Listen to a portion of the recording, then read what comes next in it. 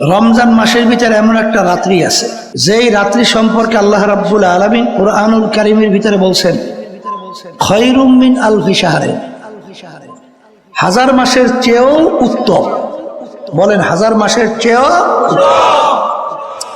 হিসাব করলে দেখা যায় হাজার মাস 83 বছর 4 মাস হয়। 83 বছর 4 মাস বাঁচুই না লোকের সংখ্যা কম না? কথা ঠিক কিনা? 83 বছর 4 মাস আপনি যদি 24 ঘন্টার জন্য ইবাদতের ভিতরে লিপ্ত থাকেন, যেই পরিমাণ সওয়াব পাবেন, রমজান মাসের ভিতরে এক রাত্রিতে তার চেয়ে বেশি সওয়াব পাবেন। এই রাত্রিটা কোন মাসে আছে? কথা কন। হ্যাঁ, আলহামদুলিল্লাহ। রমজান মাসের ভিতরে আল্লাহ রাসূল সাল্লাল্লাহু আলাইহি ওয়াসাল্লাম বলেন যে রমজান মাস আল্লাহ রাব্বুল আলামিন বলেন আস-সাওমু লি ওয়া আনা আজজি বিহি, রমজানের রোজা আমার জন্য, ওর প্রতিদান আমি মাওলা নিজে দান করব। অন্য কোন ইবাদতের মধ্যে আল্লাহ বলেন নাই নামাজ আমার জন্য, প্রতিদান আমি নিজে দান করব, হজ আমার জন্য, প্রতিদান আমি নিজে দান করব, এরকম কোন ইবাদতের ব্যাপারে বলছে? কিন্তু রমজান মাসের ব্যাপারে আল্লাহ বলছেন রমজান মাসের রোজা আমার জন্য, প্রতিদান আমি নিজে দান করব। যে যত বড় দানশীল হয় তার দানের পরিমাণটাও তো তত বেশি হয়। কথা ঠিক না? আল্লাহ রাব্বুল আলামিনের চেয়ে বড় দানশীল কে আছে? আছে কেউ? তাহলে আল্লাহ বলছেন আমি নিজে দান করব। কি পরিমাণ যে দান করবে আল্লাহই ভালো জানে। কথা ঠিক কিনা? অন্য রায়াতের ভিতরে আছে আস-সাওমু লি ওয়া আনা উজসাবি, আল্লাহ রাব্বুল আলামিন বলেন রমজান মাসের রোজা আমার জন্য, এর প্রতিদান আমি মাওলা নিজেই। অর্থাৎ রমজান মাসের রোজার মাধ্যমে বান্দাবান্দি আল্লাহকেই পাইয়া যাবে। সবাই বলেন সুবহান। রমজান আমার জন্য, প্রতিদিন আমি নিজেই দান করব। একটা পরীক্ষা করলে বুঝবেন, অনেকে নামাজ পড়ে মানুষ দেখাবার জন্য, আছে না নাই? হ্যাঁ, আমার এখনো মনে আছে আব্বাজান রহমাতুল্লাহি আলাইহি থাকতে এক দলীয় কেন্দ্রীয় কিছু নেতারা আসছিল আব্বাজানের সঙ্গে দেখা করতে। যে নামাজের সময় হয়েছে, দেখলাম একজনও অজু করলো না, সব নামাজে দাঁড়িয়ে গেছে। কত বড় আল্লাহর ওলি বুঝছেন তো? সবসময় অজু থাকে। কথা বুঝেন? অর্থাৎ নামাজে দাঁড়াইছে মানুষকে দেখাবার জন্য, কিন্তু ইচ্ছে কইরা কেউ যদি অজু না কইরা বিনা অজুতে সেজদা দেয়, সব না গুনাহ? আসতে কর। কি বোঝেন? মানুষকে দেখাবার জন্য ইচ্ছে কইরা এরকম ভাবে নামাজের ভিতরে দাঁড়াইয়া মানুষকে দেখায়। এই কথা ঠিক কিনা?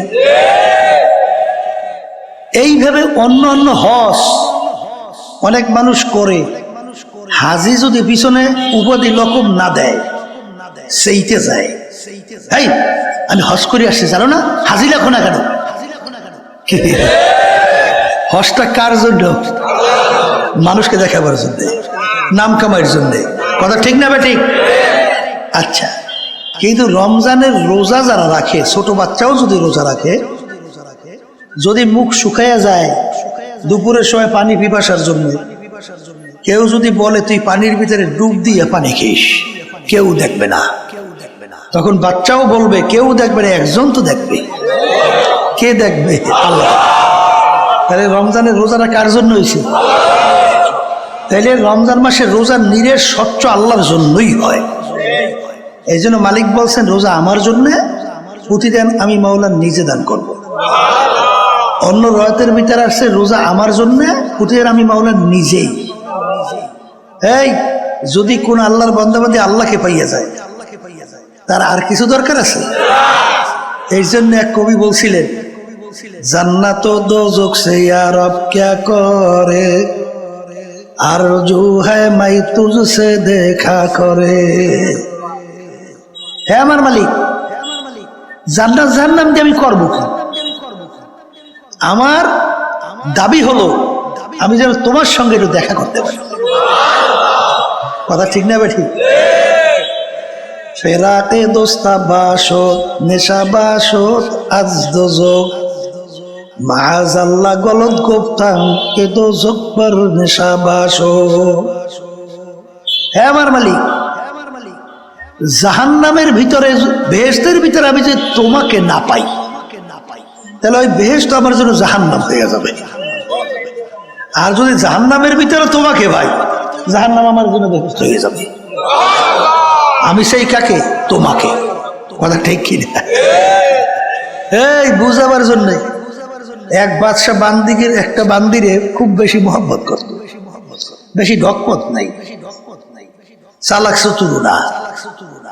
অন্যান্য বান্দিরে বলে ব্যাপার কি বাদশা এইটার এত মহব্বত করে? এটা তেমন ঢকপথ নাই, কোনো পথ না। কারণ বাদশার কানে যাওয়ার পরে বাদশা একদিন ঘোষণা করলো, অমুক দিন অমুক সময় আমি বেধরক ভাবে স্বর্ণ মুদ্রা ছিটাইতে থাকবো, যে যত টোকাই নেবে ওইটার মালিক সে হবা। সব পুরুষ দিয়ে বসে রয়েছে, তারিখ সময় অনুযায়ী তো স্বর্ণ মুদ্রা ছিটানো শুরু হয়ে গেছে। এখন তাড়াহুড়ি করিয়া সবাই টোকাইয়া টোকর করে। আর ওই বোকা কালো বান্দিকে ও সব বাদ দিয়ে বাদশার দিকে চেয়ে দিচ্ছে। এখন অন্য গুলো বলে, দেখ কত বড় বোকা, স্বর্ণ টোকাইল না, নিজের সম্পদের মূল্য নিজে বুঝলো না, এসে বোকা তো হইতে পারে না। তখন বাদশাও ধমক দিয়ে বলে, এ বোকা, সবাই স্বর্ণ মুদ্রা টোকাইয়া মালিক হয়, আর তুই যে সব বাদ দিয়ে আমার দিকে চাইয়ে দিস। তখন বান্দি উত্তর দেয়, বাদশা আমি তো স্বর্ণ মুদ্রার পাগল না, আমি তো তোমার পাগল। এই ও বাদশা, আমি যদি তোমাকে পাইয়া যাই, এই কিঞ্চিত স্বর্ণ মুদ্রা দিয়ে আমি করবো কি? এই যত সম্পদ সব আমার হয়ে যাবে। মাল্লাহুল মাওলা ফালাহুল কুল। যেই বন্দাবান্দি আমার মালিকের জন্য হয়ে যাবে, ওই বন্দাবান্দির জন্য সব কিছু হয়ে যাবে। রমজান মাসের রোজার মাধ্যমে কাকে পাওয়া যায়? আস্তে কর, আর একটু আস্তে কর। হ্যাঁ, আল্লাহকে যদি পাওয়া যায়, আমার বাজানদেরকে বলো, পর্দা আলে মা বোনদেরকে বলবো, এই রমজান মাসে একটা রোজা কেউ যদি ছাইরা দেয়, কিতাবের ভিতরে আসছে যতদিন বাইচা থাকবে ততদিন যদি রোজা রাখতে থাকে, রমজান মাসের একটা রোজার সমান মর্যাদা পাবে না। কথা বুঝেন? এখন আমার ভাইদেরকে বলো, পর্দা আলে মা বোনদেরকে বলবো, রমজানের একটা রোজা ইচ্ছে করে ছাড়লে কাফারা কি জানেন? কি একাধারে 60টা রোজা রাখা লাগবে, তার মাঝখানে একটা বাদ পড়লে আবার প্রথম দিয়ে শুরু। কি কথা ঠিক না? ঠিক। এখন অনেকে আছে আমার স্বাস্থ্যবান বাজানরা, রমজান মাসে রোজা রাখে না, ওদিকে ছোট ছোট বাচ্চারা অনেক সময় রোজা রাখে, দেখছেন না?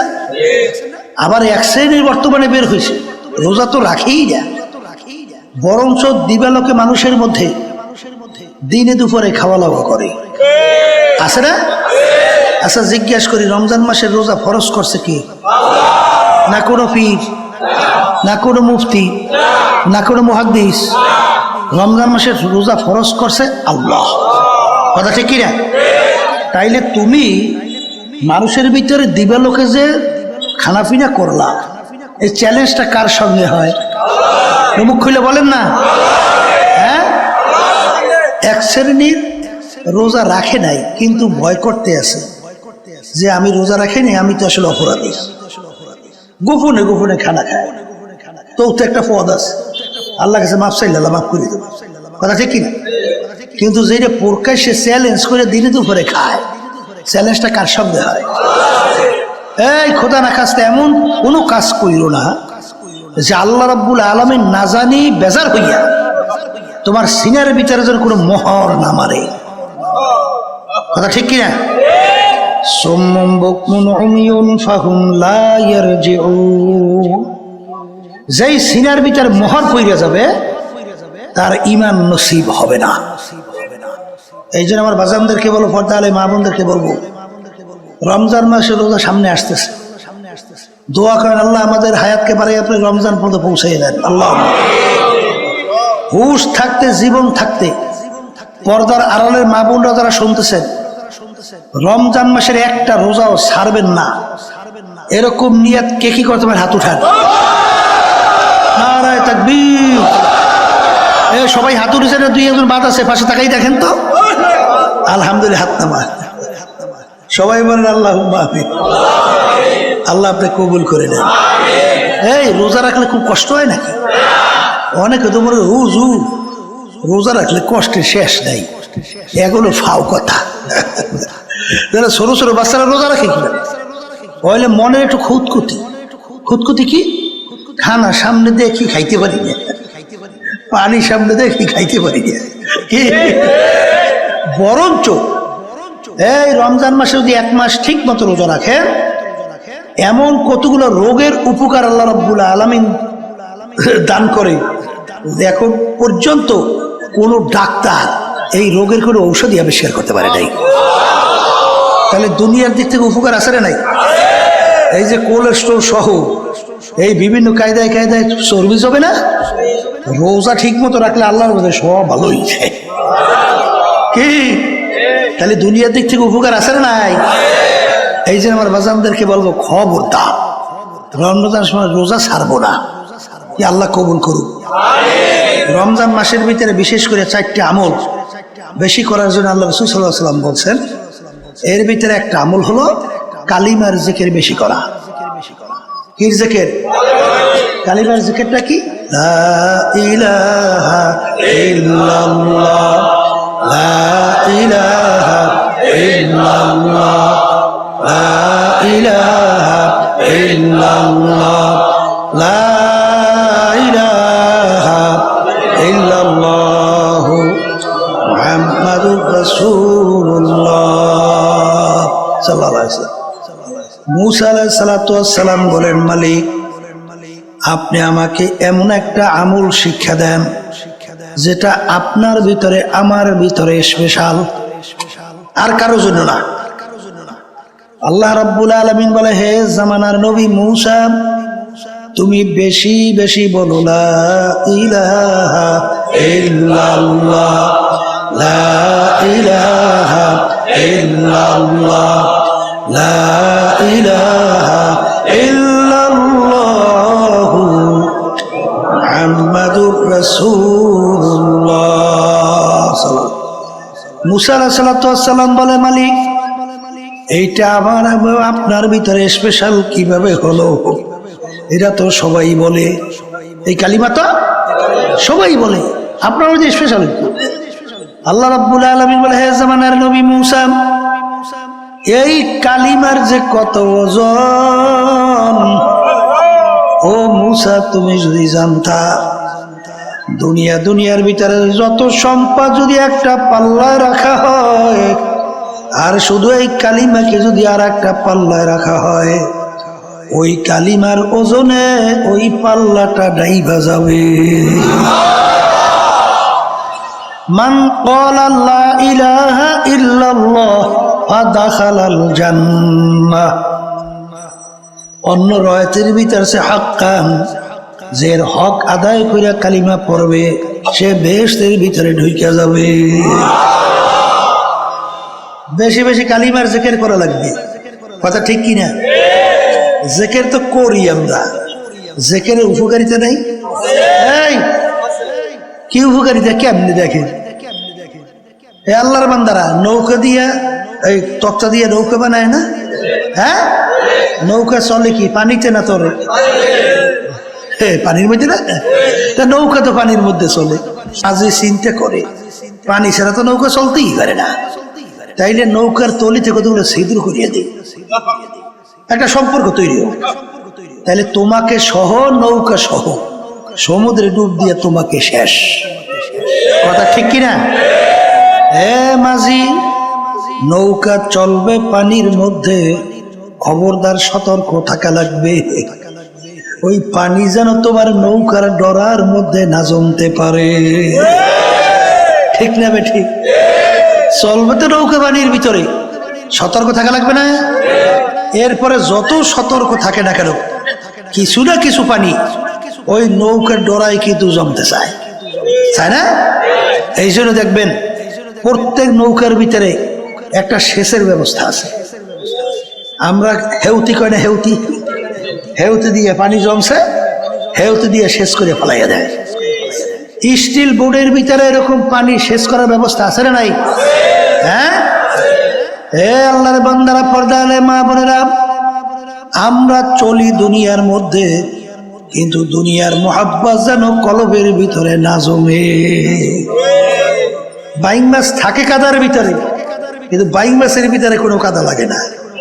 আল্লাহ ওয়ালারা থাকে দুনিয়ার ভিতরে, কিন্তু দুনিয়ার কোনো মোহাব্বত কলবের ভিতরে জায়গা হয় না। বলেন কথা ঠিক কিনা? চলি আমরা দুনিয়ায়, যত সতর্ক থাকি না কেন, কিছু না কিছু দুনিয়ার মোহাব্বত ওই কলবের ভিতরে জমা হয় না। এই জন্য একটা সেচের ব্যবস্থা লাগবে না? সরকার লাগবে না? আসতে কয় যাই লাগবে না? এই জন্য সকাল সন্ধ্যায় বৈশা একটু দূরির ভিতরে টান দাও, লা ইলাহা ইল্লাল্লাহ, লা ইলাহা ইল্লাল্লাহ, লা ইলাহা ইল্লাল্লাহ, লা মাকসুদা ইল্লাল্লাহ, লা মাহবুবা ইল্লাল্লাহ, লা মাতলুবা ইল্লাল্লাহ, লা মাশুকা ইল্লাল্লাহ, লা ইলাহা ইল্লাল্লাহ, মুহাম্মাদুর রাসূলুল্লাহ। লা বইলে যখন মাথা ডান দিকে ঘুরায়, তখন ওই কলবের থেকে গায়রুল্লাহকে ফালায়। কি ফালায়? হ্যাঁ, কি ফালায়? কি গায়রুল্লাহ? আমার কলবের ভিতরে ভাব, আমি পীর, আমি মুফতি, আমি মুহাদ্দিস, আমি শাইখুল হাদিস, আমি অমুক জমিদার, আমি চেয়ারম্যান, আমি মেম্বার, আমি এমপি, আমি মিনিস্টার, আমি বড় বংশের, আমি অমুক তমুক সমুক। এইটা কলবের ভিতরে ভাব জমছে। কি জমছে? এখন এই ভাব কলব থেকে দূর করার জন্য লাভ হইলে লাল তরোয়া দিয়ে কাটে থাকে। কিছু নাই, গায়রুল্লাহকে কলব থেকে ফালাইতে থাকো, ফালাইতে ফালাইতে এরপরে ধাক্কা দাও, জরব দাও, ইল্লাল্লাহ ইল্লাল্লাহ ইল্লাল্লাহ ইল্লাল্লাহ। আমার কলবের ভিতরে আল্লাহই আছে। কথা ঠিক না? ঠিক। এই এরকম গায়রুল্লাহকে ফালাইয়া কলব পরিষ্কার করিয়া এক আল্লাহর বান্দা বলে, हर तमन्ना दिल से रुखसत हो गई, हर तमन्ना दिल से रुखसत हो गई, अब तो आजा अब तो खिलवत आ गई। হে আমার মালিক, এখন আপনি আমার কলবের দিকে একটু তাকাইয়ে দেখেন। এখন আমার কলবের ভিতরে আর গায়রুল্লাহ কিচ্ছু নাই, সব ফালাই দিছি। এখন দয়া মায়া করে আপনি একটু আমার কলবের মধ্যে আসেন। কথা ঠিক না? ঠিক। এই জন্য আমার বাজানদেরকে বলবো, এই কালিমার জিকির বেশি বেশি করা লাগবে কি লাগবে না? জোরে খান লাগবে কি লাগবে না? বর্তমানে কিন্তু একদল বাইরে আল্লাহর জিকির তো করেই না, বরং আল্লাহর জিকিরের বিরোধিতা করে, আছে না? আমরা জিকির করি সুবহানাল্লাহ, অর্থ কি আল্লাহ পবিত্র। আল্লাহ কি? এই ওই শ্রেণীর লোক নাম দেয় ইসলাম, ওরা কয় আল্লাহ পবিত্র। এটা বললে বললে আমাদের বারবার সার্টিফিকেট দেওয়া লাগবে। জোর কর নাউজুবিল্লাহ। উদাহরণ দিয়া বলে, যেরকম কেউ যদি বসে বসে বলে আব্বা আব্বা আব্বা আব্বা, বাপ কি কইবে? ছেলেটা পাগল হইছে, কি কইবে? ওরে তাড়াতাড়ি মেন্টাল হসপিটাল পাবনা নিয়ে যা। ঠিক আমরা এরকম বসে বসে বলি আল্লাহ আল্লাহ আল্লাহ আল্লাহ আল্লাহ আল্লাহ। আবার আমরা বলি সুবহানাল্লাহ সুবহানাল্লাহ সুবহানাল্লাহ সুবহানাল্লাহ। ওরা উদাহরণ দেয়, আল্লাহ বলে বলতেছে যে এটা পাগল হইছে, ওইটারে মেন্টাল হসপিটাল নিয়ে ভর্তি কর। জোরে বলেন না আউযু বিল্লাহ। এইটা যদি কেউ যাই না শুই না বুঝা কয় কাফের, আসতে কয়। কারণ কি? বেশি জিকির করার জন্য কে বলছেন? আল্লাহ এবং আল্লাহর রাসূল। আল্লাহ এবং আল্লাহর রাসূল, কথা ঠিক না? ঠিক। তাহলে এই উদাহরণ যদি কেউ দেয়, আল্লাহ এবং আল্লাহর রাসূলকে টিটকারি করা হয় না? নাউজুবিল্লাহ। ঈমান আছে? তাইলে আমরা সুবহানাল্লাহ বলি কেন? আল্লাহু আকবার। মান্না গরদাদ পাকে আস্তাসবিহে শাহ, মান্না গরদাদ পাকে আস্তাসবিহে শাহ, লেকে গরদাদ পাকে আস্তাসবিহে শাহ। সুবহানাল্লাহ শব্দের অর্থ আল্লাহ পবিত্র। আল্লাহ কি? আল্লাহ পবিত্র। এইটা বারবার পবিত্র নাম তুমি আর আমি জবান দিয়ে নেওয়ার কারণে, তুমি আর আমি মানুষ যে গুনার কারণে অপবিত্র হয়েছি, এই পবিত্র নামের গুণে আল্লাহর ফজল করবে, তুমি আর আমি পবিত্র হয়ে যাব। কথা ঠিক কিনা? এই যারা আল্লাহর জিকির বেশি করে, দেখেন নাই ওরা তো আসলেই পবিত্র হয়ে যাইতেছে। আসতে কয় তারা আল্লাহর রহমতে হারাম থেকে বাঁচতে পারতেছে না, ঘুষ থেকে বাঁচতে পারছে না, সুদ থেকে বাঁচতে পারতেছে না। হ্যাঁ, তাহলে দিনের দিন কি হইতেছে? হ্যাঁ, কি হইতেছে? পবিত্র হইতেছে। চলে বেড়ে কথা ঠিক না? ঠিক। তাহলে আল্লাহর জিকির দরকার আছে না নাই? এই জন্য আমার বাজানদেরকে বলবো, তাহলে বেশি বেশি কালিমার জিকির করা লাগবে। কথা ঠিক কিনা? দ্বিতীয় নম্বর আমল তাওবা ইস্তেগফার বেশি করা লাগবে। কি? তাওবা ইস্তেগফার। এই তাওবা ইস্তেগফারটা কি? অনেক সময় বই বই আমরা বলি আস্তাগফিরুল্লাহ আস্তাগফিরুল্লাহ আস্তাগফিরুল্লাহ, আর মনে মনে কয় আগে যা করতাম মালিক তাই করব, মাফ করিয়ে দাও।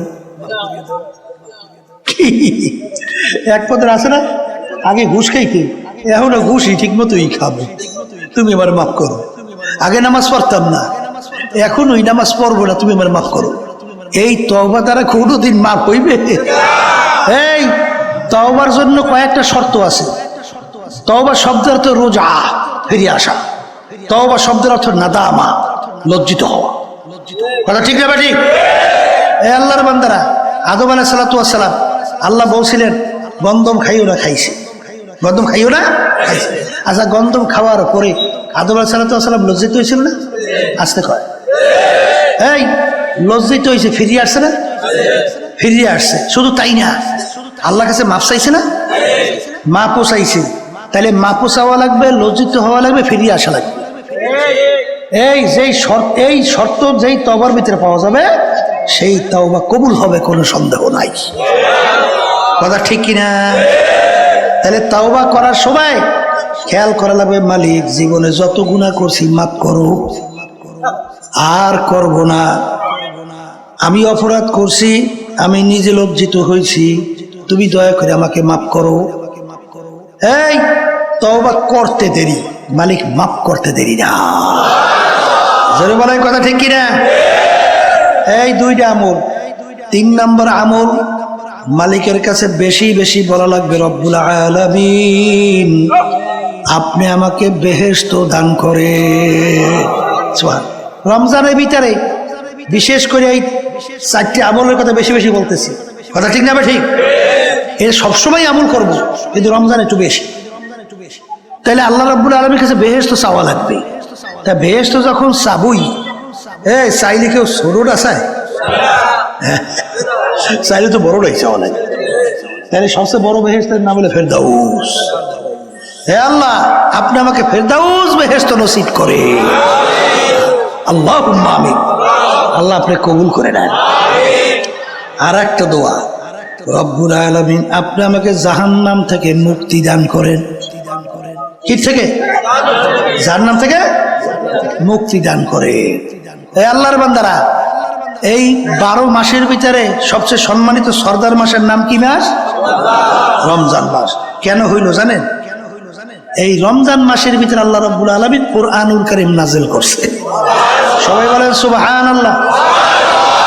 আল্লাহ কি বলছেন? শাহরু রমাদানাল্লাযী উনজিলা ফীহিল কুরআন, এই রমজান মাসের ভিতরে আমি কোরআনুল কারীম নাযিল করলাম। তাহলে কোরআনুল কারীমের সম্মানে মাস কি হইল? জোরে কান জোরে কান, সম্মানিত হইল। ঠিক কি না? এই যেই রাত্রিটা হাজার মাসের চেয়ে উত্তম, এই রাত্রিটা হাজার মাসের চেয়ে উত্তম হইল কেন? ওই রাত্রিতে আল্লাহ রাব্বুল আলামিন কোরআনুল কারীম নাযিল করছে। সবাই বলেন সুবহানাল্লাহ। আল্লাহ রাব্বুল আলামিন বলছেন ইন্না আনজালনাহু ফি লাইলাতিল কদর ওয়া মা আদরাকা মা লাইলাতুল কদর লাইলাতুল কদরি খায়রুম মিন আলফি শাহর তানাজ্জালুল মালাইকাতু ওয়ার রূহ ফিহা বিইজনি রাব্বিহিম মিন কুল্লি আমর সালামুন হিয়া হাত্তা মাতলাইল ফাজর। তাইলে ওই রমজান মাসের ওই রাত্রিতে কোরআনুল কারীম কি হয়েছে না? তাহলে ভালো করে বুঝেন, এই কোরআনুল কারীমের সম্মানে মাস কি হইল? সম্মানিত। বলেন এই কোরআনুল কারীম নাযিল হওয়ার কারণে রাত্রি কি হইল? সম্মানিত হইল। যেই নবীর উপরে কোরআনুল কারীম নাযিল হইল, সেই নবী সমস্ত 1,00,000 বা 2,24,000 নবী রসুলদের ভিতরে সম্মানিত। কি জোরে বলেন কথা ঠিক না ভাই? ঠিক। যেই উম্মাতের উপরে কোরআনুল কারীম নাযিল হলো, সেই উম্মাত সমস্ত নবীদের উম্মাতদের ভিতরে সম্মানিত। কিসের কারণে? কোরআনুল কারীমের সম্মানের কারণে। কথা ঠিক কিনা?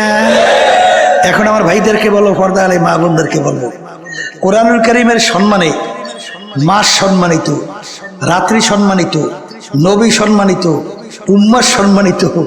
এখন যেই আল্লাহর বান্দা বান্দি কোরআনুল কারীম অনুযায়ী নিজের জীবনকে পরিচালনা করবে, সেই ব্যক্তিও সমস্ত মানুষের ভিতরে সম্মানিত। বলেন কথা ঠিক কিনা? বাস্তবতা আছে না নাই? আয়েশা সিদ্দিকা রাদিয়াল্লাহু তাআলা আনহা, তাকে একজনে প্রশ্ন করলেন যে আল্লাহ রসুলের চরিত্র ছিল কি?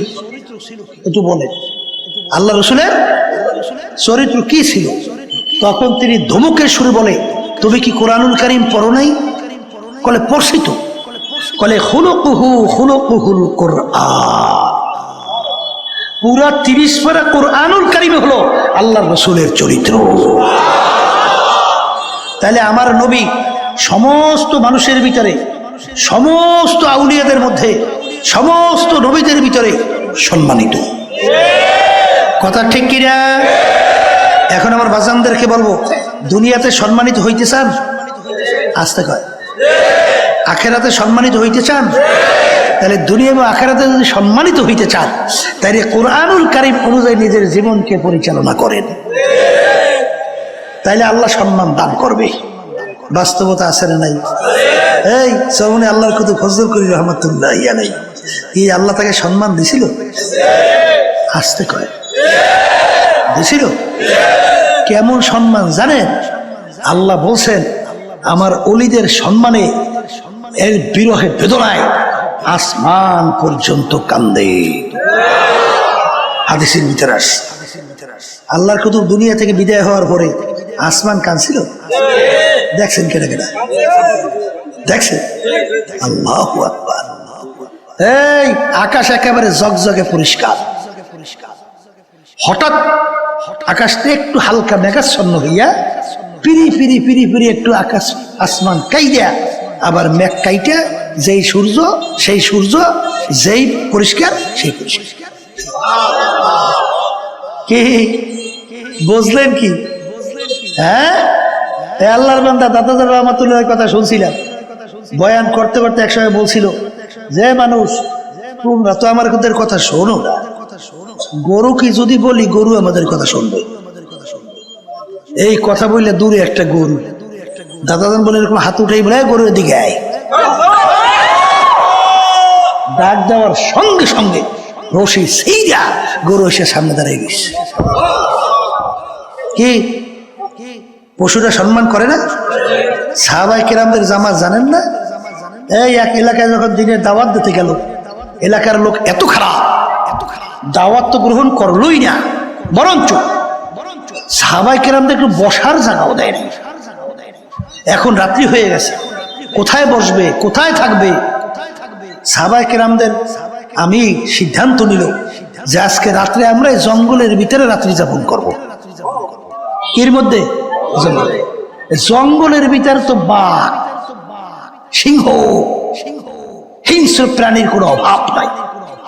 যখন সাহাবায়ে কেরামদের জামাত যখন দলে বলে জঙ্গলের ভিতরে ঢোকে, তখন কাফেররা হাসাহাসি করে। শুনছি মুসলমানের দলে বলে পাগল। এখন বাস্তবেই তো দেখি পাগল। ওরা জঙ্গলের ভিতরে ঢুকতেছে, জঙ্গলের ভিতরে হিংস্র প্রাণীর কোনো অভাব নাই, এই সব তো খাইয়া শেষ করে ফেলবে, আগামী দিনে একজনকেও তো পাওয়া যাবে না।